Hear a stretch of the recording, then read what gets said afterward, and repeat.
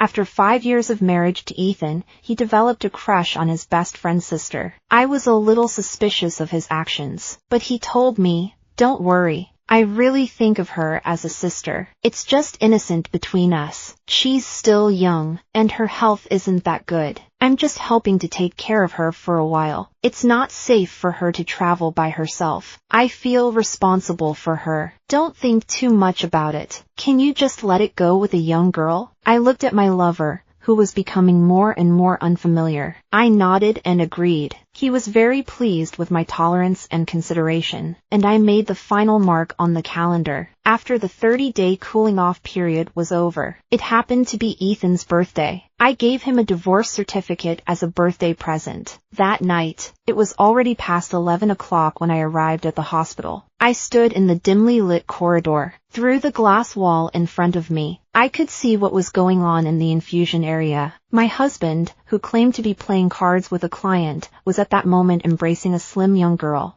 The girl had an 4-drip in her hand. She leaned weakly against him. She pouted and said something. Ethan's face was full of tenderness and patience. I watched the scene without blinking. I had seen that woman several times. She was Ethan's best friend's cousin. Her name was Sophia. She was 7 years younger than they were. Young and energetic, pretty and cute. A woman like me, who has been married for 5 years, can't compare. No wonder Ethan is getting less and less patient with me. It turns out that he has given his patience to someone else. I don't know how long I stood there. Finally, I took a step towards the infusion area. Ethan saw me from afar. His face suddenly changed. He said something to Sophia. Then he ran quickly towards me. He grabbed my wrist and dragged me to the corner of the infusion area where no one could see us. He asked, "Why are you here?" I didn't tell him. Since last month, Sophia has been secretly sending me their chat history and intimate photos, showing them off to me, the wife. I asked him, "Aren't you playing cards with a client?" A guilty look appeared on Ethan's face, but he immediately became righteous. Sophia suddenly got sick. Liam couldn't get away, so he asked me to keep his sister company while she had an infusion. Don't think too much about it. I'm really tired today. I don't want to argue with you, and this is a hospital. It's embarrassing to argue. You don't care about that, but I do. Ethan and I had indeed argued several times over Sophia. Each time it had been a particularly fierce argument. It had been a very unpleasant scene, so he was embarrassed too. I looked up at him and asked,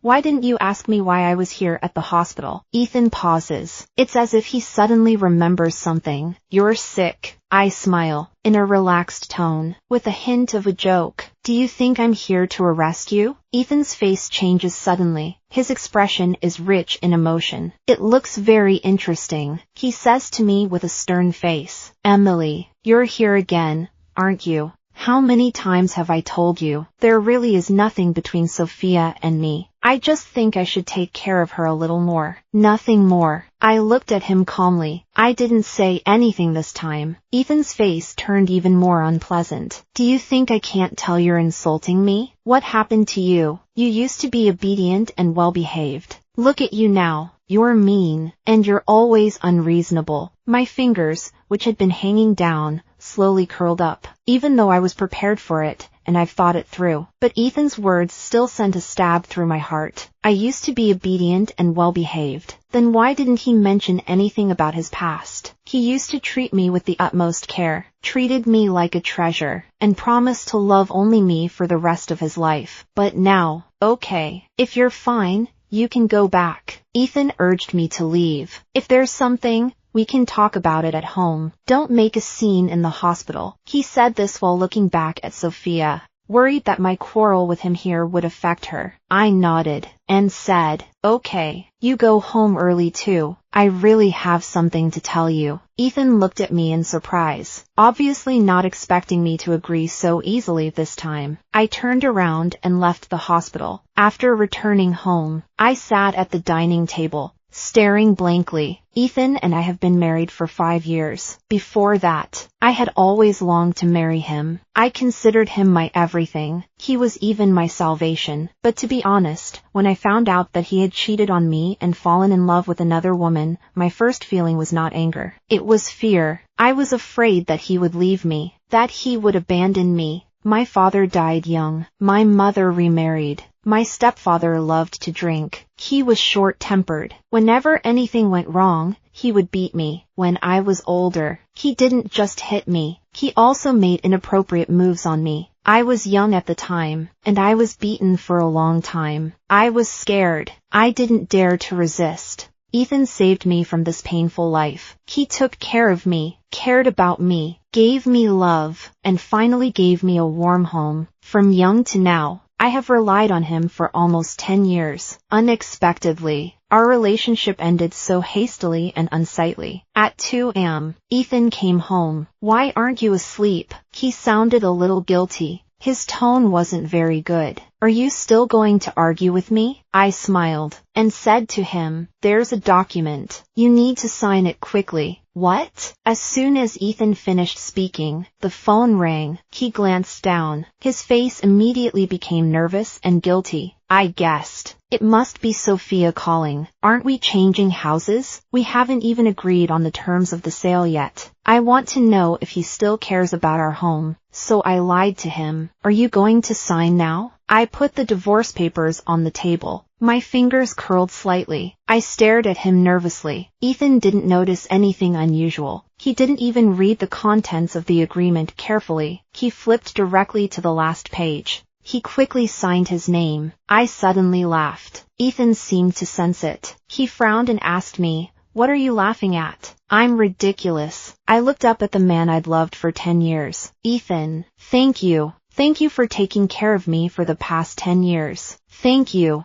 You made it so easy for me to let go." Ethan didn't come home all night. The next morning, I got up and went to the office to finish my resignation. After the divorce is final, I plan to move to the countryside in the city where my grandmother lives. My grandmother has been dead for a long time, but her old house in the countryside is still there. It should be livable after some tidying up. My handover will probably take 1 to 2 weeks. I still have to go to work during this time. After work, I went to the law firm. I talked to the lawyer about the things to watch out for in a divorce, and the question of how to divide the assets. Ethan and I have joint assets. I planned to take my half. When I got home after finishing up, it was already evening. As soon as I opened the door, I saw Ethan looking displeased. "You finished work a long time ago. Why are you only coming home now?" I answered casually. "I went out for a walk." Ethan wasn't interested in what I did every day. He just said, "Hurry up and cook dinner. I'm starving." I looked at him calmly and answered in a gentle tone, "I already ate out." "You ordered takeout yourself. You've already eaten." "Who did you eat with? Why didn't you tell me in advance? I've been waiting for you at home." Ethan complained unhappily. "I finally came home for dinner, and you make me eat takeout." I didn't want to argue with him, so I backed down. "If you're really hungry, I'll go cook you some noodles." Ethan was finally satisfied. He leaned against the doorframe. His attitude was unusually calm. It was just like when we were still in a good relationship. He started chatting with me. "I've been really busy at work lately. I've kind of neglected you. Our wedding anniversary is in a few days. You've always wanted to go on a vacation to the beach. I'll take some time off work. We'll go have some fun. My birthday is coming up soon. What are you going to get me this year?" I looked at the bubbling water in the pot. My mind wandered. Ethan's birthday is 2 weeks after our wedding anniversary. In the past, I would prepare for it with great care. I would rack my brains trying to find him a birthday present. This year, I plan to give him a divorce certificate. Thinking about this, I smile. I say, "I'll give you a big surprise you'll never guess." Ethan doesn't notice anything unusual about me at all. On the contrary, he's especially excited. He thinks I've been especially well-behaved today. He puts his arms around my waist from behind. His chin rested lightly on my shoulder. His breath was warm. "Emily, honey, we haven't done it in a while. I'm on my period today." Those words suddenly killed the mood. Ethan said unhappily,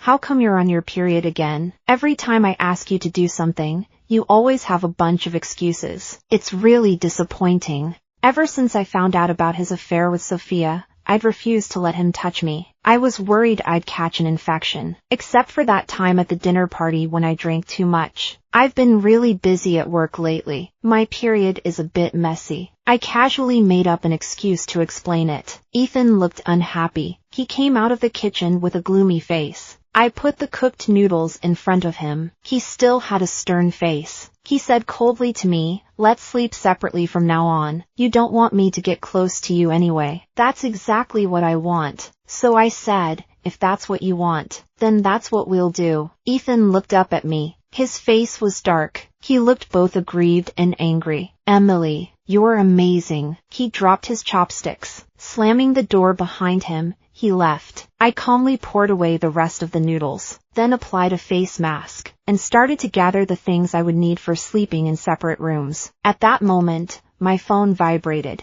I picked it up. It was a photo from Sophia. Through the translucent glass of the hotel bathroom, I saw Ethan taking a shower. Sophia sent a message. "Ethan's brother. Oh, stick out your tongue." I looked at the screen. I froze for a few seconds. Then I took a deep breath, calmed my emotions. I quickly intercepted this chat, saved it, and forwarded it directly to the lawyer, as evidence of the other party's infidelity. After Ethan proposed to sleep in separate rooms, he went on a business trip for 10 days. He didn't have a cold war with me. From time to time, he would send me messages to tell me about his itinerary. But he didn't know. Sophia sent me photos and videos every day, showing off their sweetness and happiness on their company trip. Looking at these messages, I often feel a little dazed. In the past, Ethan spoiled me like this. He was really good to me. It turns out he really loved me once. It turns out he is really in love with someone else now. Looking at the messages from Sophia, he said today, he's willing to give me anything.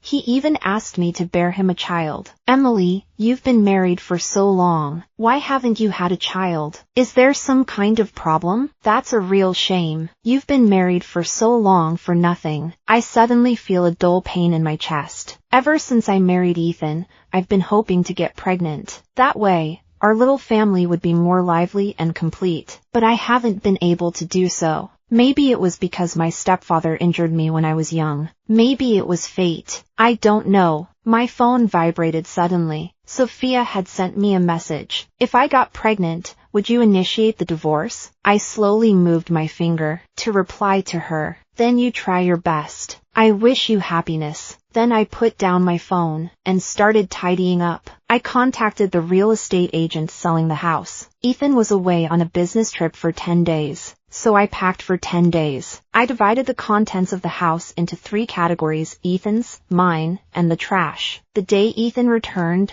I was about to take out the last bag of trash. He glanced at it. His brows immediately furrowed. "Why did you throw away the doll I gave you? When we were dating, we used to go to the claw machine a lot. Over time, we had dozens of cute dolls of all kinds at home." I smiled at him and said, "We're moving soon. There's no room for all these dolls." Ethan frowned. "You can't do that, Sophia." I interrupted Ethan. Looking behind him, I asked, "Are you here to see Ethan?" Ethan's face suddenly changed. He quickly turned around. In a stern tone, he said, "What are you doing here?" Sophia immediately burst into tears. Her young face looked pale and pitiful. Her voice was full of grievance and fear. "There's a strange man living near where I live. He kept knocking on my door last night, and peered in at my window during the day. I'm really scared." She grabbed Ethan's arm. Tears kept flowing. "Ethan, brother, I'm really scared. Can I stay at your house for a few days? Please." Ethan instinctively hugged Sophia, but he was worried about my feelings.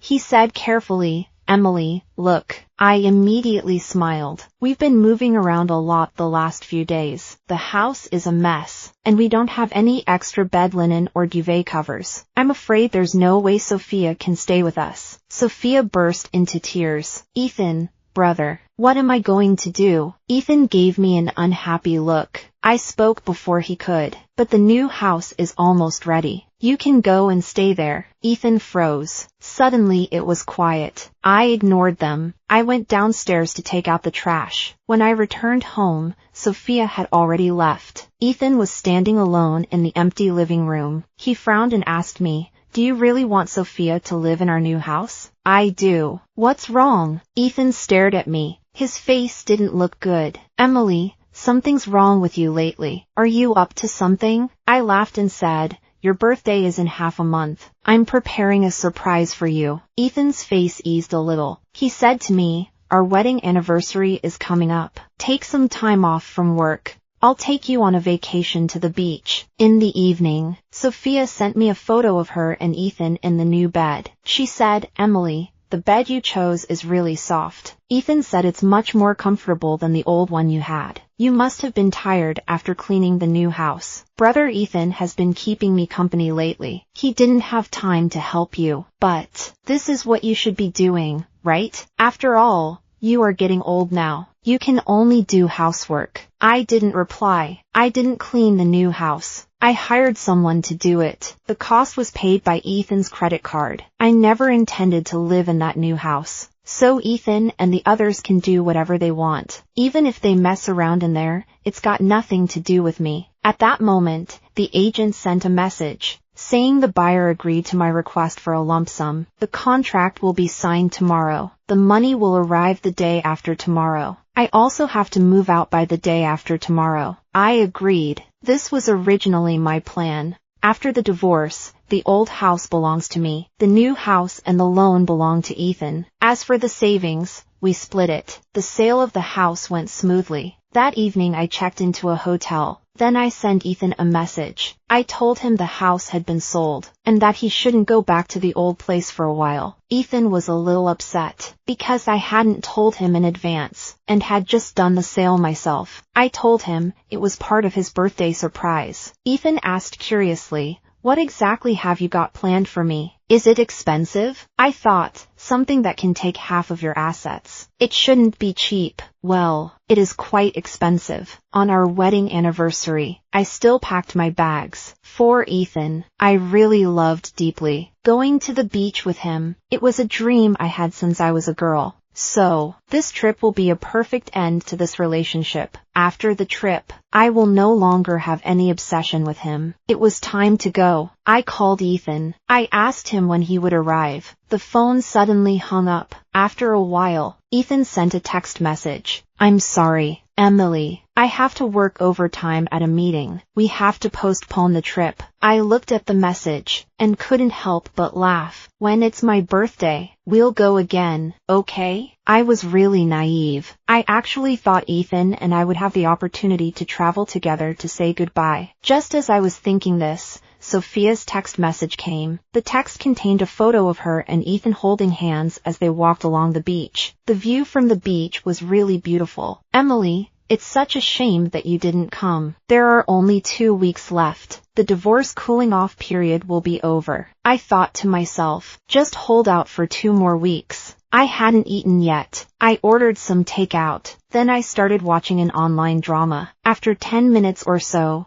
the door was knocked on. I was a little surprised that the takeaway had arrived so quickly, so I went to open the door, and then I saw someone who made me feel hopeless in an instant. My stepfather. He had actually been released from prison. I wanted to slam the door, but it was already too late. My stepfather forced his way in, grabbed me by the hair, threw me to the ground. Then came the punches and kicks. I was completely unable to react, and I was no match for the strong stepfather. While beating me, he cursed at me. He said I was the bad guy who put him in jail. I felt like I had fallen into a nightmare. It was as if I had gone back to when I was a child. Instinctively, I reached for my phone. I pressed the speed dial button. I called Ethan. I hoped he would come to my rescue as he always did. My stepfather slapped me hard. I fell to the ground. I still held my phone in my hand. I couldn't help but scream, "Ethan, pick up the phone." My stepfather snorted. He grabbed me by the hair, pulled me up, and threw me onto the bed. "Your husband is busy with someone else right now. My stepfather grabbed my neck and said coldly, "He won't come to save you, Emily." I immediately understood. "Sophia told you I was here," my stepfather said coldly. "That's right. Your husband and your lover were both involved. You called the police to get me sent to prison. I'm going to settle the score with you." My stepfather's hand raised again. I was looking at my phone. Suddenly I noticed that Ethan had hung up on my call for help. I realized then, he was no longer the one who could save me. Ethan had been on a trip, and had messaged Emily and called, but had received no reply. He wasn't surprised. A trip for their wedding anniversary was such an important thing, and he stood her up. She was right to be angry. But then, on the trip with Sophia, he felt a little distracted. He always felt a vague unease in his heart. It was as if something bad had happened, but he wasn't sure if it was just his imagination. So, as soon as he had a moment, he called Emily, but her phone was switched off. Ethan became more and more worried. He couldn't care less about Sophia's displeasure, and hurriedly ended the beach trip. At the airport, he bought a gift specifically to apologize. Sophia took his arm and asked unhappily, "Ethan, are you really going to divorce her?" Ethan's expression was a little unnatural. "Why did you suddenly ask this?" Sophia deliberately tested, "My period hasn't come this month. I was wondering if I'm pregnant." Ethan's face immediately changed. "Hurry up and ask. Are you really pregnant?" Sophia frowned at him. "Why are you reacting like this? You always said you wanted a child, but Emily's health is not good. She can't get pregnant. Have you always felt sorry about that? Now I'm giving you a child. Shouldn't you be happy?" Ethan said with a frown. "Things are more complicated than you think. In a couple of days I'll take you to the hospital for a checkup." Sophia immediately angrily shook off Ethan's hand, and turned around and left. Ethan hurried after her to comfort her. Because of this, they lost time. It wasn't until the next day that he had time to go to the hotel to find Emily. He planned to pick Emily up at her new home today. After all,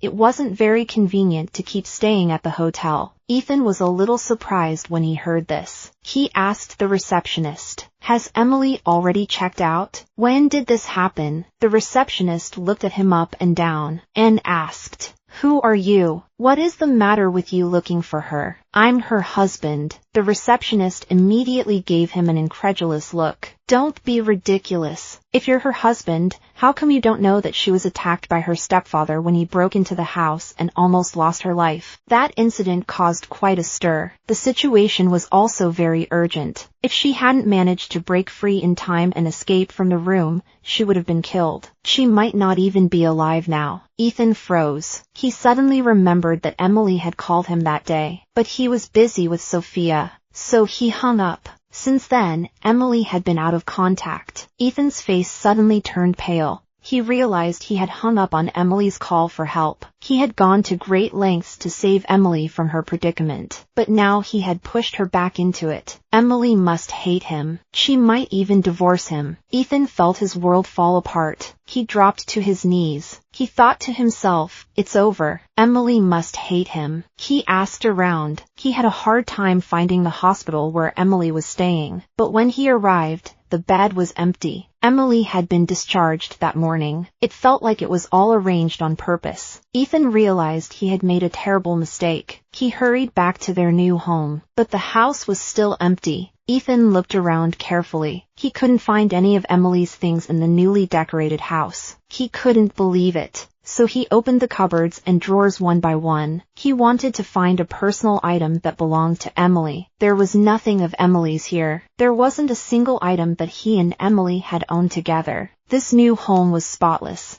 It was as if Emily had never been here. Ethan couldn't get in touch with him by phone, so he went straight to Emily's company. When he arrived, he found out that Emily had submitted her resignation 2 weeks ago. She had completed all the formalities and left a week ago. Ethan walked aimlessly along the busy street. He felt confused and miserable. He suddenly realized that he might have lost his Emily. It was Ethan's birthday. I switched on my mobile phone. Almost at that moment, Ethan's phone rang. I hesitated for a moment. Then I answered the phone. "Emily, where are you?" Ethan's voice sounded urgent. "I'll come and find you." I told him. "Hang up first. I'll send you my location." "Emily, I didn't wait for Ethan to finish. I hung up straight away. Then I sent him the location of the civil registry office. It wasn't long before Ethan called again. I hung up again. My phone kept vibrating. Sophia kept messaging me. I didn't want to read it, but my eyes were too quick. I caught a glimpse of some words.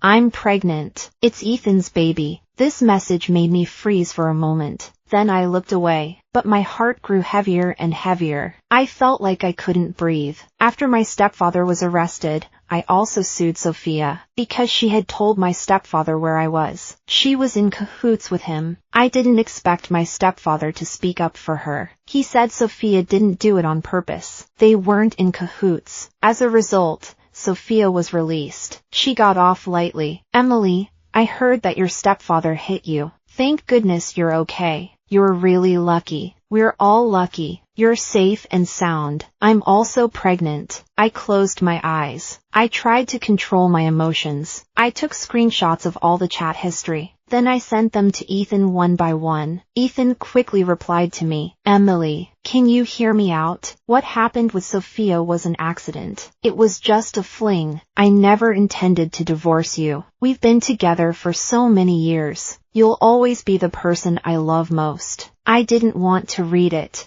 After I sent the screenshots, I deleted Ethan. When I arrived at the civil affairs office, Ethan was already waiting there. It had only been half a month since I last saw him. He had lost a lot of weight. His eyes were sunken. His eyes were bloodshot. He looked straight at me. He walked towards me step by step. He shouted, Emily. I stepped aside. I said calmly, let's go. We'll go and get the divorce. Ethan lowered his voice. There was a hint of pleading in his tone. Let's go home first. Is that okay? I'll explain everything to you. Don't worry about the divorce. I continue walking. Ethan follows me. He doesn't know that he has already signed the divorce papers. He thinks we still have a 1-month cooling off period, so he doesn't seem nervous. But when we stop at the registry office, Ethan's face suddenly changes. He says to me, pale, Emily, don't you want to divorce me too? Look, you've gone to the wrong place. Let's go home, okay? I took out the divorce papers and put them in front of Ethan. I said to him, we've already been through the 30-day cooling off period. I'm here today to finalize the divorce with you. That's impossible, Ethan said. I never signed it. He grabbed the document and quickly flipped to the last page. When he saw his own signature, he felt a sense of loss. He recalled the scene when he signed the document. I smiled and said, Ethan, this is my birthday present for you. What do you think? Ethan's face suddenly turned pale. So you planned to get a divorce a long time ago. Looking back, there were actually signs of this a long time ago. No wonder they stopped arguing over Sophia. No wonder she suddenly became so tolerant. She even agreed to give up the new house. No wonder. Emily, give me another chance. Ethan held my hand tightly, his tone urgent. I will definitely change for the better. I looked at him, calmly. Ethan, I don't love you anymore. Ethan's face paled instantly. Even the last trace of color disappeared. My last lingering feeling for you, when I was attacked. You were on holiday with Sophia. That moment vanished completely. I'm grateful that you were ever in my life. I loved you, and you loved me. But now, let's part peacefully. Ethan's voice trembled a little. Emily, I still love you. Give me another chance, okay? I continued. Sophia is pregnant. If you don't divorce me, what about her? What about the baby in her belly? Ethan struggled. Finally, he fell silent. I looked at him, his face torn between wanting this and wanting that. I couldn't help sneering inwardly. I felt that Ethan didn't really love me that much. If he doesn't divorce me, maybe he just can't bear to lose a good wife like me who can take care of him. Just look at the way he begged me. He doesn't really love Sophia that much either. Maybe he's just attracted to Sophia's appearance. Anyway, none of this has anything to do with me anymore. I told Ethan,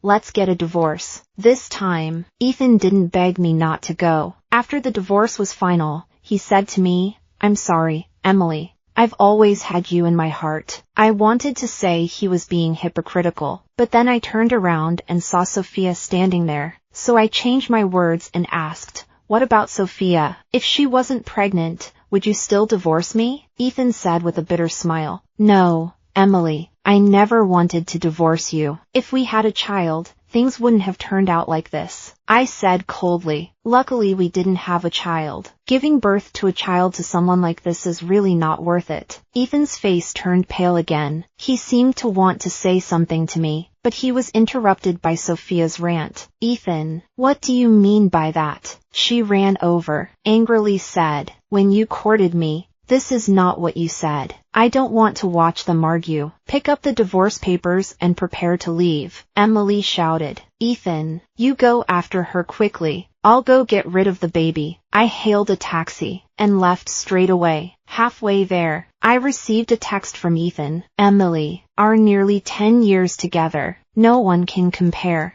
Can you wait for me a moment? Wait until Sophia has finished with the baby. I didn't have the patience to read it. I deleted Ethan and blocked him. I was going to go straight to the bus station, but on the way there I suddenly felt sick. I threw up several times. The taxi pulled over. I threw up into a trash can until I stopped. I'm sorry, I said, covering my mouth. I've made a mess in your car. I'll pay for the damage. The driver was a cheerful middle-aged woman. She asked sharply, young lady, are you pregnant? I immediately took a taxi to the hospital. I rushed to register for a test. I didn't trust pregnancy tests. I think a blood test is more reliable. While waiting in line, I couldn't help but touch my stomach. I really want a child. Someone like me who has no parents and is all alone. Having a child of my own will give me a deeper connection to the world, but it's not the right time yet. Besides, the father of my child definitely cannot be someone like Ethan. While waiting in line,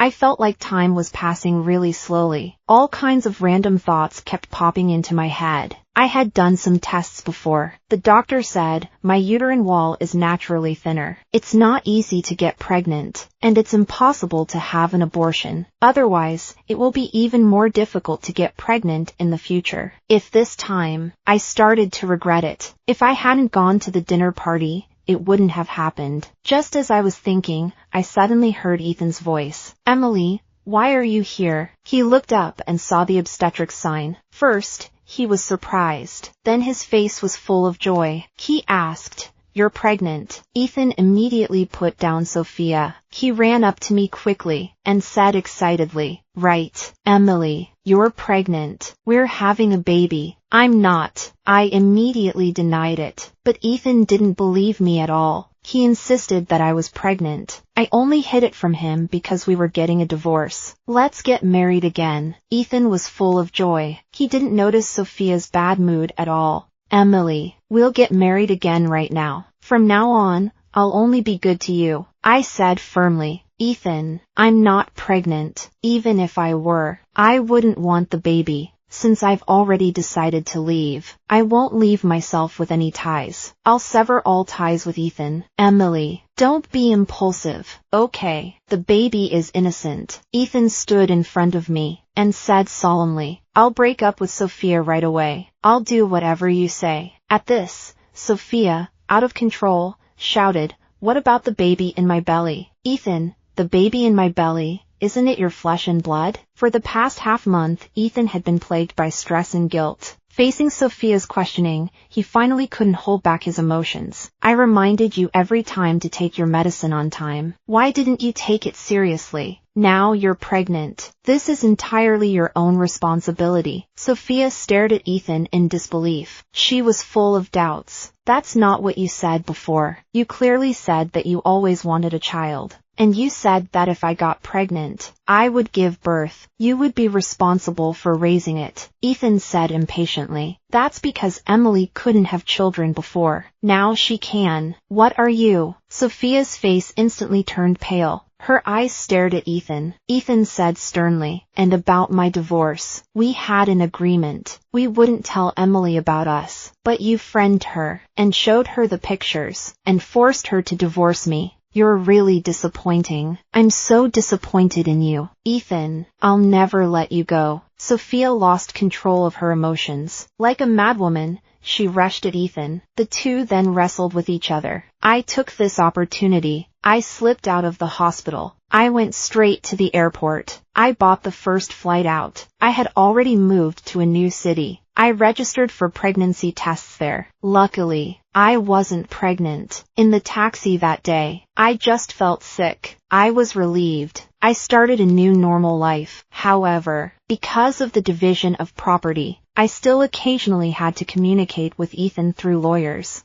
The lawyer told me that he still doesn't believe I'm not pregnant. He's looking for me everywhere. The lawyer mentioned that he had Sophia get an abortion. This caused his best friend to turn against him. It also cost him his well-paid job. After I heard this, I calmly said, "That's really a shame." Of course, my only concern is the innocent child. The lawyer was about to mention Ethan's situation, so I quickly interrupted him. I don't want to hear anything. I don't want to hear a thing about it. Even if something happened to him, I wouldn't ask a single question. A year later, I met Ethan again at the airport. He had changed a lot. He was so thin that his cheeks had sunken in. He had stubble on his chin. His hair was a mess. The former elite aura was completely gone. He looked decadent, like a tramp. Sophia was still standing next to him. She was wearing a bohemian floral dress. Although she is dressed in bright and eye-catching colors, her face looks pale and lifeless. Her eyes have lost their former arrogance and vitality. She looks like an elderly woman. They argue loudly and without restraint at the airport. The sound is so loud that it even attracts the attention of the people around them. What kind of honeymoon is this? You are just using the holiday as an excuse to go and see your ex-wife. She even sent you the pregnancy test results. How can you still not believe that she is not pregnant? Your child, your only child, has already been disposed of in my belly. Ethan, mark my words. You killed your only child. You owe me more than you can ever repay. Even if you find your ex-wife, I won't let you off the hook so easily. My lost child and I will haunt you like ghosts forever. What are you looking at? A gentle voice comes from behind. Do you know him? I turned my head